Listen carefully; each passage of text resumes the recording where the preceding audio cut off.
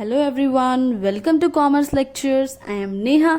आज हम करेंगे क्लास 11 बिजनेस स्टडीज। चैप्टर है हमारा 4 बिजनेस सर्विसेज और टॉपिक हम करेंगे some important services provided by bank. So bank हमें क्या क्या सर्विसेज प्रोवाइड करते हैं कि करके हम सारी पढ़ेंगे इस वीडियो में। स्टार्ट करते हैं सबसे पहले पॉइंट से। First one is bank draft. आप सबने नाम सुना ही होगा, demand draft, DD, bank draft करके। सो ये क्या होता है? It is a type of check drawn by bank. ये एक चेक की तरह ही होता है, ठीक है। ऑलमोस्ट बैंक बनाता है, बैंक ड्राफ्ट नाम है तो बैंक ही बनाएगा, है ना। It can be on any bank branch. किसी भी बैंक ब्रांच के लिए बनवा सकते हैं आप। जरूरी नहीं है कि आपका जैसे कि एसबीआई में अकाउंट है तो एसबीआई के लिए बनेगा।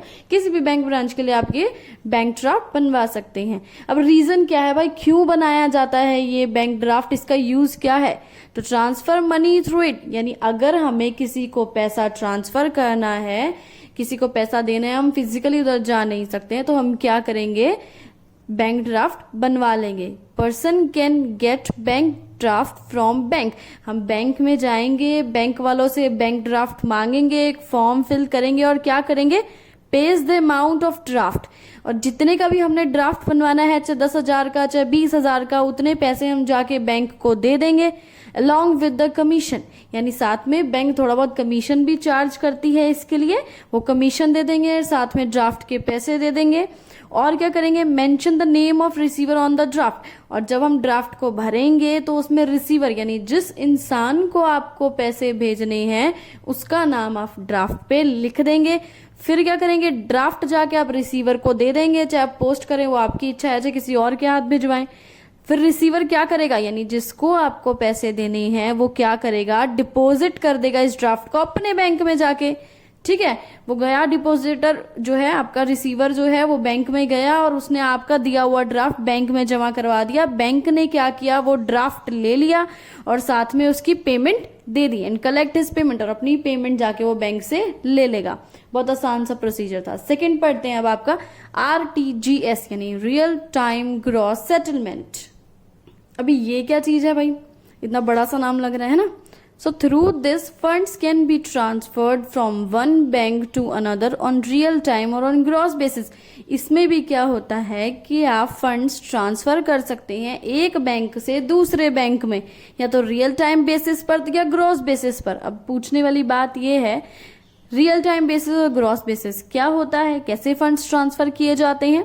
अगर हम बोलते हैं कि सेटलमेंट रियल टाइम में होती है, यानी जो आप पेमेंट कर रहे हैं वो रियल टाइम पे कर रहे हैं, तो इसमें क्या होगा? Transactions are settled as soon as they are processed. मतलब आपने यहां से पैसा भेजा और सामने वाले को जैसे ही वो पेमेंट प्रोसेस होगी उसी वक्त उसको पैसा मिल गया है, ठीक है। यानी कोई वेटिंग पीरियड नहीं है कि आपको कुछ टाइम के लिए, कुछ घंटों के लिए, दिन के लिए वेट करना पड़ रहा है। जैसे ही आपने पेमेंट यहां से भेजी, साथ की साथ जो है वहां पे उसको मिल गई। ग्रॉस सेटलमेंट बेसिस क्या होता है? Transactions are settled on 1-to-1 basis, यानी एक एक करके, मतलब सारी ट्रांजेक्शन एक साथ नहीं होती, एक एक करके सारी ट्रांजेक्शन जो है वो सेटल हो जाती हैं। जैसे कि आपने यहाँ से एक ट्रांजेक्शन भेजी, वहां से हो गई, फिर दूसरी ट्रांजेक्शन करी, फिर दूसरी भी मनी ट्रांसफर हो गया। ऐसे आगे देखते हैं। Minimum value of transactions 2 lakh rupees, यानी अगर आप RTGS के थ्रू किसी को पैसा भिजवाना चाहते हैं तो एक कंडीशन, आपको मिनिमम 2 लाख रुपए भिजवाने पड़ेंगे। अगर आपको 2 लाख से कम रुपए भिजवाने हैं तो आप इसका यूज नहीं कर सकते हैं। Payment is taken as final and irrevocable, यानी पेमेंट जो आपने कर दिया वो फाइनल है, यहाँ पे बिल्कुल चेंज नहीं होगा। यानी आपने एक बार किसी को पैसा भेज दिया तो भेज दिया, वो उसके पास चला गया, वापिस आपके पास नहीं आ सकता है, वो उसमें चेंजेस नहीं हो सकते हैं। Its fees vary from bank to bank, यानी अगर आप RTGS के थ्रू पैसा भेजते हैं तो बैंक उसका थोड़ा बहुत फीस चार्ज करती है और ये हर बैंक का पैसा अलग अलग होता है। अब बात करते हैं अपना थर्ड पॉइंट, NEFT। इसका क्या मतलब है? नेशनल इलेक्ट्रॉनिक फंड्स ट्रांसफर, यानी इसमें भी फंड्स ट्रांसफर किए जाते हैं इलेक्ट्रॉनिक तरीके से। अब देखते हैं इसमें क्या है। Under this system funds are directly transferred from one account to another account of any bank branch, यानी चाहे आपका किसी भी बैंक में अकाउंट हो और आपको किसी दूसरे बैंक के किसी दूसरे ब्रांच में पैसा भिजवाना है, इजिली आप NEFT के थ्रू भिजवा सकते हैं। NEFT is based on net settlement basis. यहाँ पे एक लाइन लिखी है नेट सेटलमेंट बेसिस। इसका क्या मतलब है, जैसे RTGS में अपना क्या था, फटाफट से जैसे ही आपने पेमेंट भेजा उसमें वापस चला गया उसके पास जिसके पास भेजना था पैसा, लेकिन इसमें ऐसा नहीं होता है। इसमें क्या होता है, जैसे कुछ आर्ली बेसिस पे या कुछ घंटे के हिसाब से ट्रांजेक्शन की जाती है, जैसे कुछ ट्रांजेक्शन इकट्ठी हो जाती है ना, तो उन सबको एक साथ सेटल कर दिया जाता है। तो इसमें जो है आपने यहां से पैसा भेजा तो दूसरे इंसान के पास जो पैसा भेजा है उसके पास पैसा आने में कुछ टाइम लग सकता है, 1 घंटा, 2 घंटा, 3 घंटा, ठीक है। बस इन दोनों में ये फर्क होता है, RTGS में हाथों हाथ पैसा चला जाता है और इसमें थोड़ा सा टाइम लगता है।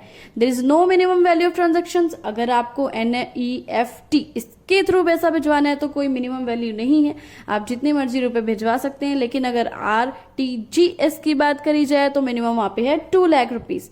लास्ट पॉइंट पढ़ते हैं अपना, बैंकर्स चेक या फिर पे ऑर्डर, ठीक है।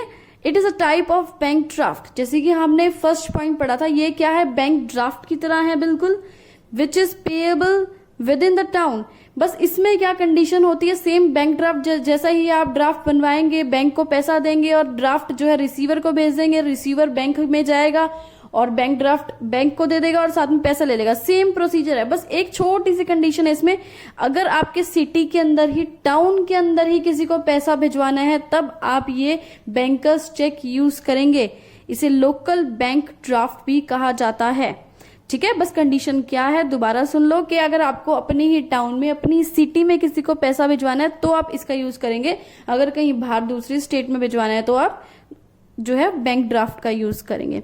Commission charge on it is less than that on a bank draft. यानी बैंक ड्राफ्ट पे जितना कमीशन चार्ज किया जाता था उससे कम कमीशन जो है आपका बैंकर्स चेक पे कमीशन चार्ज किया जाता है। इसी के साथ आपका वीडियो खत्म हुआ। Thanks for watching this video. Please like, share and subscribe.